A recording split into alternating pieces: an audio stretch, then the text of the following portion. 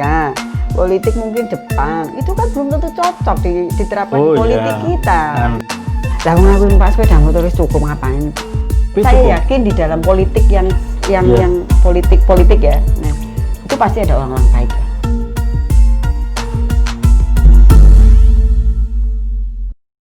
Yang berapa orang Mbak? Di Setara berapa orang? Kalau di Setara totalnya sekitar 11. Total 11 orang. Termasuk pengurusnya ya, termasuk adminnya. Nah itu kalau saya baca di website itu kan ketuanya Mas siapa? Dedi. Mas Dedi. Koordinatornya Mbak Ening. Enggak, jadi pengurusnya ada 3. Dedi, saya, dengan Mas Odi. Dan kita ada pembaruan 2014. Jadi kita ketuanya Mas Dedi, saya bendaharanya, sekretarisnya Mas Odi. Oh, tapi ini kolektif kolegial. Oh, kolektif kolegial. Ya, jadi ini kan lebih di internal saja. Iya. Pembagian tugas. Soalnya di website kan tulisannya koordinator Mbak Neng. Terus di bawah itu ada ketua Mas Dedi loh. Kok ada koordinator, ada ketua? Lebih ke koordinator ini ya saya, program. Koordinator program. Program-programnya. Ya, dengan satu sekolah saja dalam satu kegiatan intensifnya seperti itu sampai 12 kali. Bayangkan butuh berapa orang? Ya, energi dari mana? Ya, kita kan biayanya Setara dari mana, Mbak? Kalau kita untuk sekarang supportnya dari UNICEF. Oh, ada UNICEF. Itu per tahun. Kalau UNICEF per tahun. Jadi program-programnya kan per tahun. Nanti based on program ya? Iya, based on program. Kalau di relawan kalau di Setara nyebutnya relawan atau kalau pengurus yang pengurus anggota, ada staf lapangan, ada ya kayak kantor lah. Tapi kita juga punya relawan. Kita juga ada relawan-relawan biasanya dari anak-anak magang, terus anak-anak biasanya kan ada dari UNES itu kan mereka ngirim berapa mahasiswa untuk berkegiatan di sini kayak gitu-gitu. Relawan. Maksudnya tidak yang di luar di luar struktur yayasan, di luar struktur organisasi. Yayasan. Relawan ini datang dan pergi. Datang dan pergi. Mereka secara sukarela membantu. Pengalaman selama ini yang paling berkesan apa? Menangani anak-anak ini. Yang sampai ini berkesan adalah saya itu pernah tinggal 2 tahun full di shelter. Shelter ini rumah yang kita memang kontrak waktu itu untuk anak jalan, khusus untuk anak jalan perempuan. Tahun 99 2000-an itu banyak anak jalan perempuan tinggal di jalan. Ya. Di mana itu shelter? Di Semarang. Oh, di daerah sana Ngalian dulu. Oh, Semarang, Ngalian. Ya, jadi kita ngajak anak-anak yang tinggal di jalan, perempuan, khusus perempuan untuk tinggal di sana. Jadi bagaimana itu tadi memperbaiki supaya mereka salah satunya tidak menjadi korban kekerasan seksual. Hanya perempuan ya? Hanya perempuan. Karena mereka sering jadi korban kekerasan seksual, eksploitasi seksual. Itu sangat memprihatinkan. Dan kita coba untuk kembalikan ke keluarga. 2 tahun full saya tinggal dengan mereka, itu luar biasa. Saya belajar dari mereka. Karena mereka dari lama tinggal di jalan, kemudian tinggal di rumah, itu adaptasi mereka luar biasa. Bagaimana mereka bisa beradaptasi dengan pola rumah. Setelah dari jalan? Setelah dari jalan. Dan itu butuh waktu berapa bulan? Saya sekitar 5 bulanan lah. Itu juga luar biasa stresnya. Jadi saya kalau pagi ke Setara kan di kantor.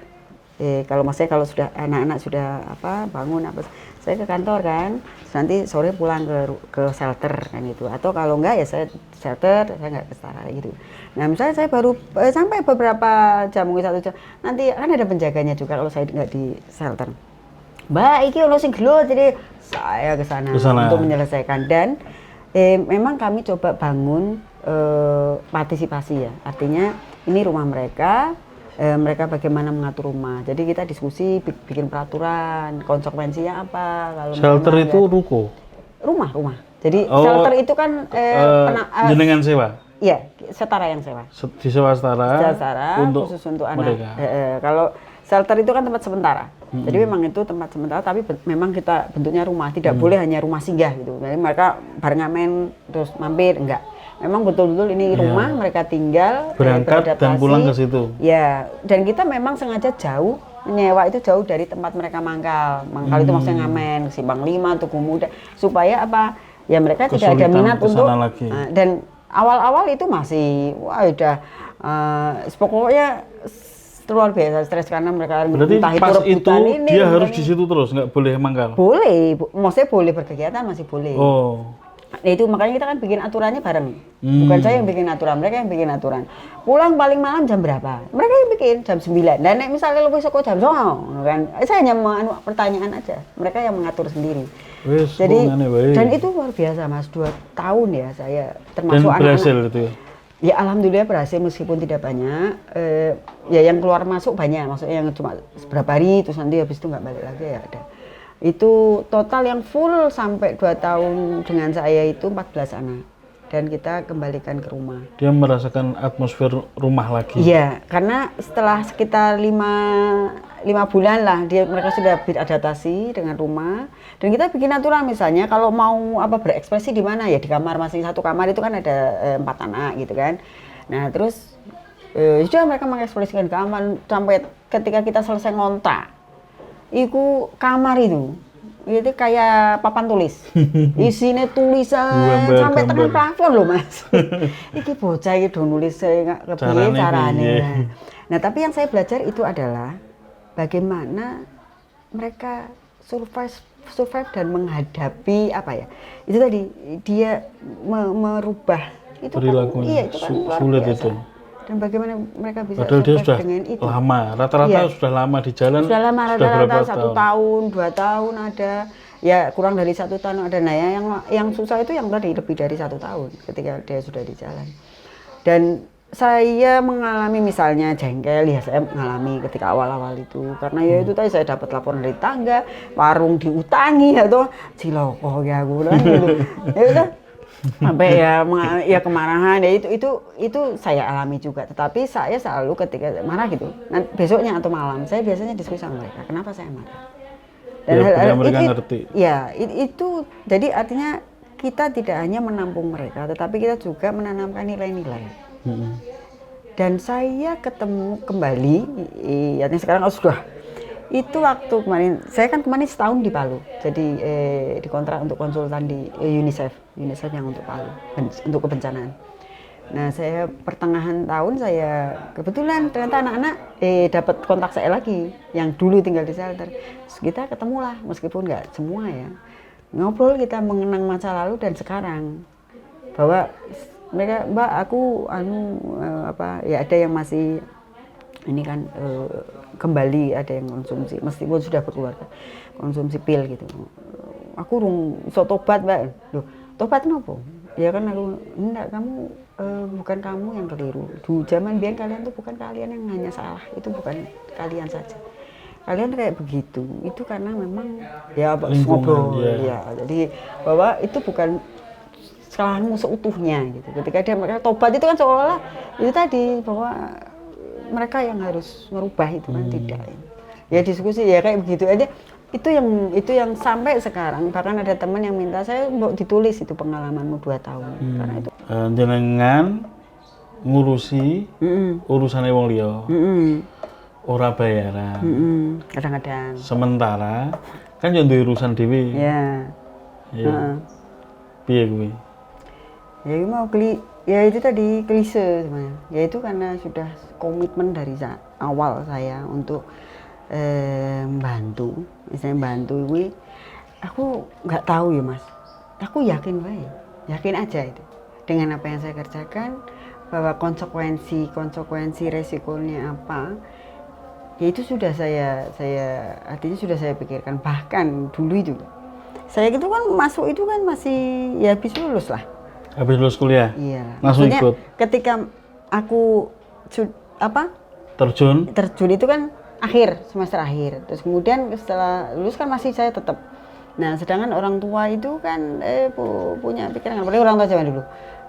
Lulus ya kerja. Kerjanya ya yang artinya yang cetong, yang jelas. Kerja nang kantor, mangkat jam. Makanya ketika saya mulai jam 5 beraktivitas ini sempat menjadi pertentangan lah di keluarga besar, terutama orang tua ibu ya, terutama ibu, karena ya saya paham karena ibu saya angkatan kelahiran 3 tahun 35, jadi kan sudah istilahnya mindsetnya. Kalau bapak mendukung?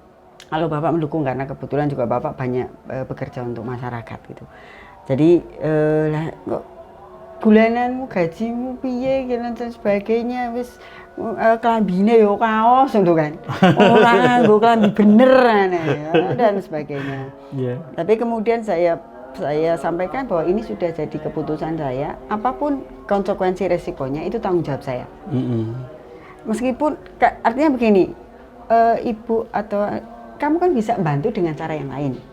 Kira-kira begitu. Oh, iya. Tetap bahwa karena memang ajaran orang tua kan membantu harus membantu orang lain harus. Tapi kan bisa dengan cara lain itu loh maksudnya. Ya, kamu kalau kerja punya karir kan bisa bantu banyak. Kenapa yang harus orang melu LSM sing ora cetha ngono kuwi ya, ora cetha nasib. Dalam perspektif dia mungkin remeh-remeh pekerjaan. Iya, enggak jelas gitu kan, enggak jelas.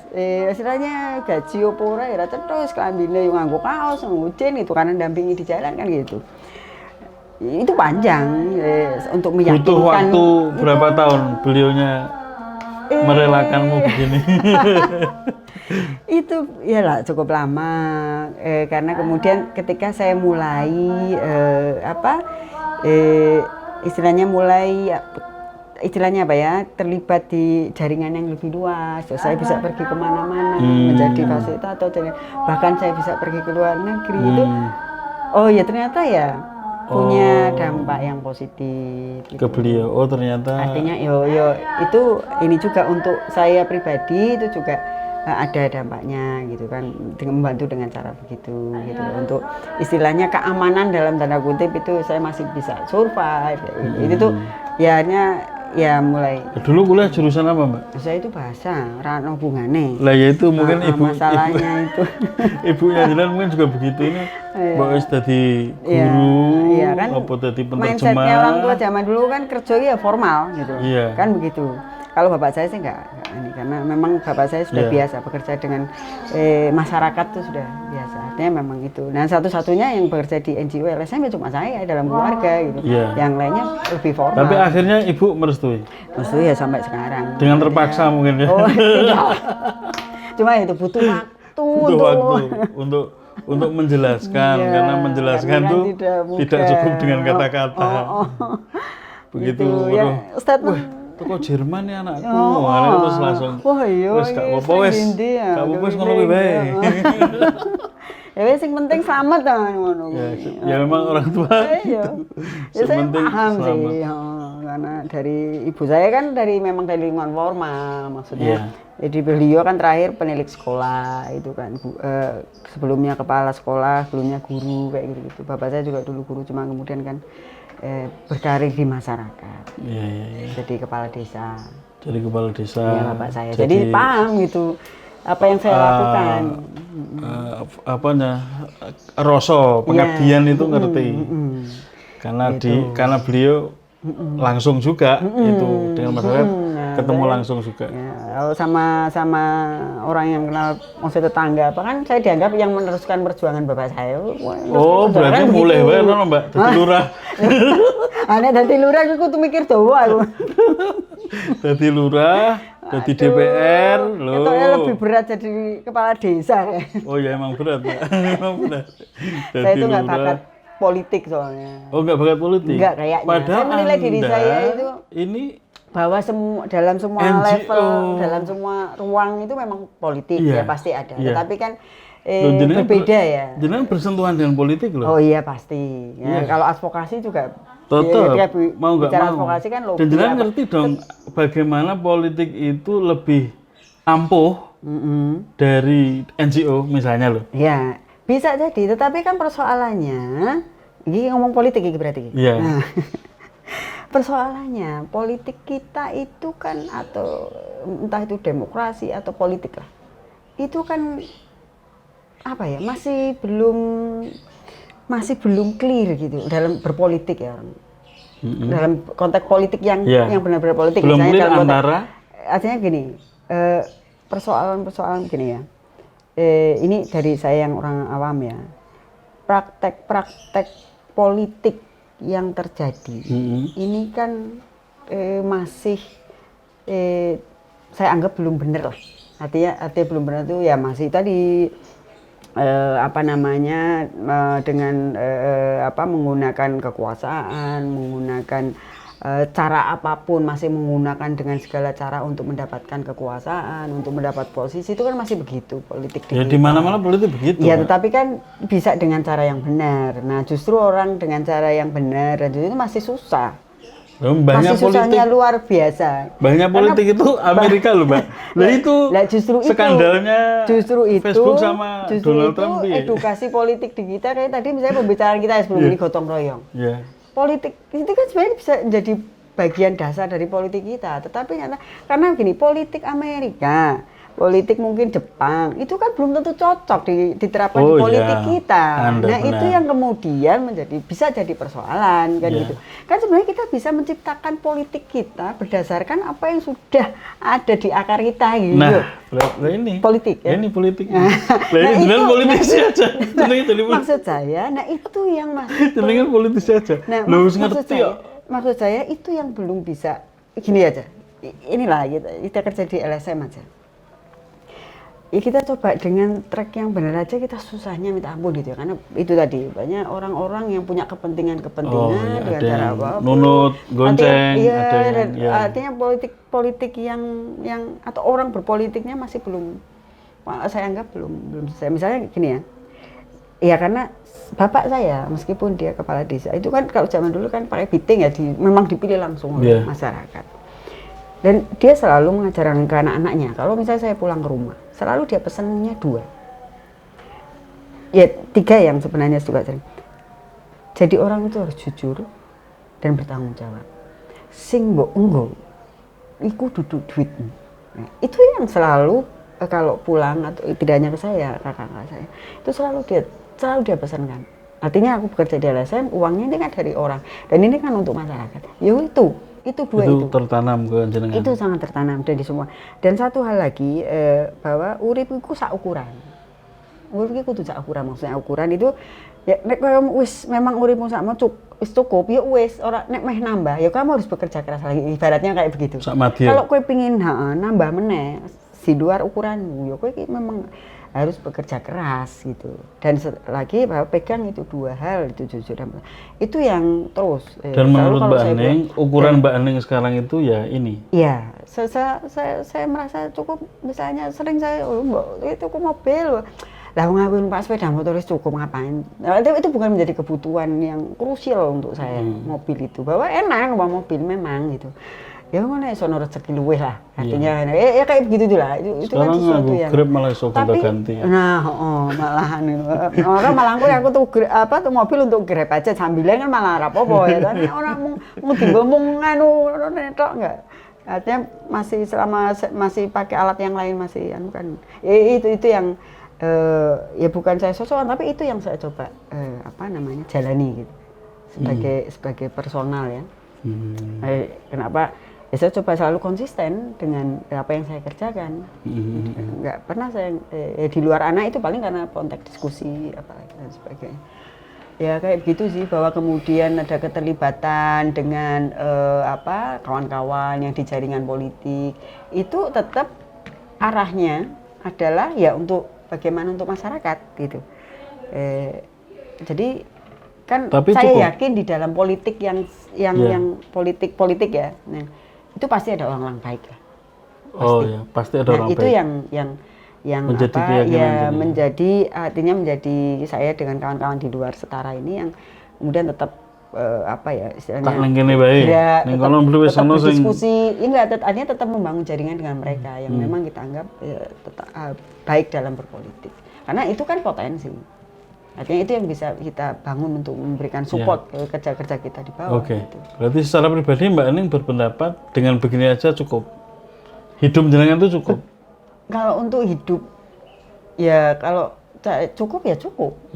Karena kan soalnya orang gajian, hidupnya dari kegiatan ke kegiatan. Nek materi itu pasti butuh.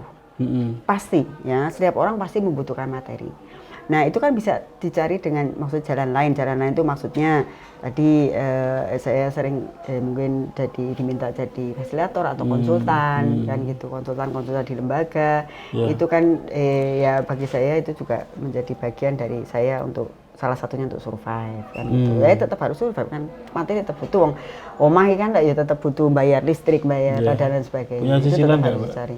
Alhamdulillah saya tuh nggak ada. Saya memang kartu kredit saya tawari nggak pernah mau. Sejak awal saya nggak pernah mau karena itu tadi Takut keblondrok ya. Blondro ya saya tahu iku wis menteke lah kira-kira.